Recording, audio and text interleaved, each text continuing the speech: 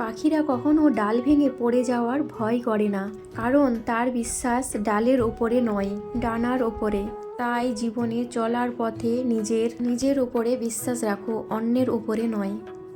আসসালামু আলাইকুম এভরিওয়ান, আরও একটি নতুন ব্লগের সাথে তোমাদের সকলকে এত ভালোবাসা জানিয়ে আজকের ব্লগটা কিন্তু আরম্ভ করে দিলাম। বড়োদেরকে সালাম, ছোটোদেরকে ভালোবাসা জানি। আজকের এই যে আমার সিম্পল লাইফস্টাইল ব্লগ, প্রত্যেক দিন কী করছি না করছি টুকটাক করে তোমাদের সাথে শেয়ার করি। আমাদের মতো মেয়ে বউদের প্রত্যেক দিন সংসারের যা টুকটাক কাজগুলো করে থাকি, তো সকালে উঠা মানেই অনেক কিছুই অনেকটাই মনের মধ্যে এনার্জি নিয়ে উঠে যেতে হয় যে না, আমার আশিপাশি কাজগুলো সারতে হবে, ছেলেদের রান্না করে খাওয়াতে হবে, কি রান্না করবো না রান্না করবো। প্রত্যেক দিনের একটাই টেনশন থাকে যে আজকে ভাত তো বসিয়ে দিলাম, তরকারিতে রান্না করব কি, তাই না?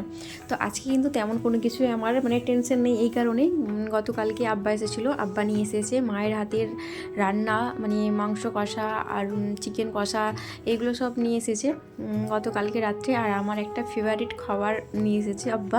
বলেছিলাম মাকে যে মা তুমি রান্না করে দিয়ে পাঠিয়ে তো, মা ওখান থেকে রান্না করে দিয়ে পাঠিয়েছে।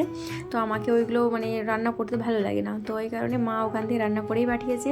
আজকে তেমন কোনো কিছু রান্না করব না, তো দেখা যাক কী রান্না করি না রান্না করি তোমাদের সাথে তো শেয়ার করব, সাথে থাকো, দেখতে থাকো। তো এই যে ভালো করে বিছানাটাকে এখন টান করে পেতে নেব। দেখছো যে এই যে বেড কভার, এটা কিন্তু মামি দিয়েছিল মাকে, মা আমাকে দিয়েছে। তো খুবই সুন্দর একটা নরম বেশ সফট বেড কভার, এটাকে পেতে দিলাম। এটা গায়ে দেয় আমার ছোট ছেলে, ওড়তে ভালোবাসে, বলছে আম্মাজি আমি এটা গায়ে দেবো। তো এটাকে না কাচা হয়নি, কাচবো বলে না পরিষ্কার করবো, নির্মা জলে দিয়ে একটু চুবিয়ে রাখতে হবে। ওই কারণে ভাবলাম যে না আজকে একটু ভালো করে পেতে নিই, রাতটুকুটা কেটে যাক, তারপরে না কালকে কেচে মেলে দেবো। তো ওই কারণে আজকে কিন্তু একটু এটা পেতে নিলাম, না হলে এটা আমরা ছোটো ছেলে গায়ে দিয়ে ঘুমোই। তো যাই হোক, চলো আমার বেড কভারটাকে এদিকে পেতে নিলাম টান করে। আর অনেকগুলোই কাপড় জামা দেখছো, তো এই এত সব জামা কাপড়গুলো কালকে থেকে আর গোছানো হয়নি, সব রেখে দিয়েছিলাম ভালো লাগছিল না বলে, তো রেখে দিলাম। আর এখন উঠেই কিন্তু জামা কাপড়গুলো সব গুছিয়ে নিলাম, পরিষ্কার করলাম, ঝাড়ু দিলাম। আর এই যে ড্রেসিং টেবিলটা দেখছো, ওটাকে এখনও পরিষ্কার করবো, পরিষ্কার করা হয়নি। গরমটা আজকে সত্যি কিন্তু প্রচুর গরম লেগেছে। আর গতকালকের আমার ব্লগটা তো দেখেছো, অনেক দিনের ইচ্ছে ছিল আমের আচার বানাবো। এতগুলো বছর আমি কোনোদিন বাড়িতে আচার বানাইনি আর ট্রাইও করিনি, বাট এই বছর ট্রাই করলাম। এই কারণেই মা বাড়িতে যে আচার বানিয়ে দিত, আর হচ্ছে যে মা বানিয়ে দিত আচার, বাট আমি কোনোদিনই কোনো বছর, এতগুলো যে বছর বিয়ে হয়েছে কাটিয়ে এলাম এতগুলো বছর, তো এতগুলো বছরে বাড়িতে আমি কোনোদিন আচার বানানোর ট্রাই করিনি। বাট এই বছর করলাম, অনেকগুলোই বানিয়ে নিয়েছি। একটা বানিয়েছি মিষ্টি আচার, ছেলেদের জন্য, ছেলেরা তো ঝাল টাল খেতে পারবে না, তো ওই কারণে ও ছেলেদের জন্য বানালাম মিষ্টি। আর হচ্ছে যে আমাদের জন্য মশলা তেল আচার, মুড়ি মেখে খেতে সেই লেভেলের টেস্ট লাগবে কিন্তু। তো ওই মুড়ি মাখা করে খাওয়ার জন্যই বানিয়েছি আচার গতকালকে সকালে। তো ওই কারণে কালকের ব্লগটা কিন্তু বেশি রান্না বান্না কোনো কিছুই শেয়ার করা হয়নি। কালকে শাকসবজি নিয়েছিলাম, শাকসবজি রান্না করেছিলাম। তো চলো আজকে রান্নাবান্নাগুলো সব সেরে নিই।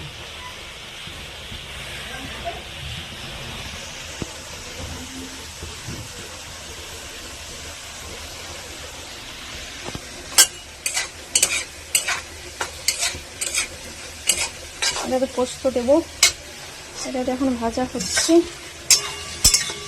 একবারে অল্পই নিয়েছি চিকেনটা, কেন গতকালকে বললাম বেঁচে যাওয়া তরকারি আছে, আব্বা নিয়ে এসেছিলো, তো এই কারণে বেশি আছে, কোনো কিছু আর করলাম না, একটুই নিলাম। আর এটাতে আছে পোস্ত।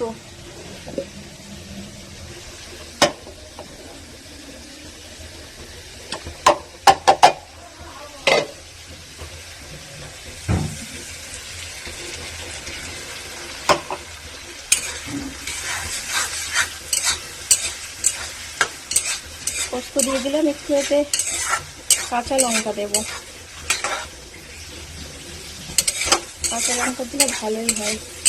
এতে যদি হলুদের গুঁড়ো লঙ্কার গুঁড়ো দেয় না, কাঁচা লঙ্কাটা দিলেই পারফেক্ট।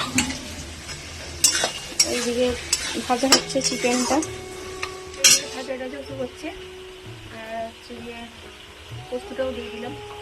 আর এটাকে একটু ধুয়ে নেবো, অনেকটা পোস্ত লেগে আসে এখন, তো এটাকে ধুয়ে জলটাকে দিয়ে দেবো। ভেবেছিলাম আজকে তেমন কোনো কিছু রান্না করব না, তো দেখলাম আবার বড়মশাই নিয়ে চলে এসেছে 250 চিকেন নিয়ে এসেছে, আর চিংড়ি নিয়ে এসেছে 250, বলছে যে আলু পোস্ত করবে চিংড়ি দিয়ে। তো এই চিংড়ি আলু পোস্ত আমার হয়ে গেছে। তো চলো চিংড়ি আলু পোস্তটাকে বাটির মধ্যে নিয়ে নিই। কেন বলো তো, মানে এই যে চিকেন রান্না করছি না, চিকেনে যে আলু দেবো সেই আলুটাকে এখনও লাল করা হয়নি, আর মনেই নেই আর যে আলুটাকে লাল করে নিই আগে। ভেবেছিলাম যে আগে লাল করি তারপরেই পোস্তটা রান্না করবো, কিন্তু মনেই নেই, একবারে ভুলে গেছিলাম।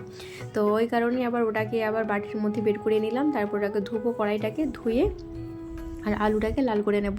আর সাইডে দেখছো চিকেন কষা হচ্ছে। একবারে আজকে অল্প চিকেন নিয়ে এসেছে, বেশি চিকেন নিয়ে এই কারণেই যে এই যে বললাম যে আব্বা গতকালকে এসেছিলো আর চিকেন কষা নিয়ে এসেছে, মাংস কষা নিয়েছে, আরও তরকারি নিয়ে এসেছে।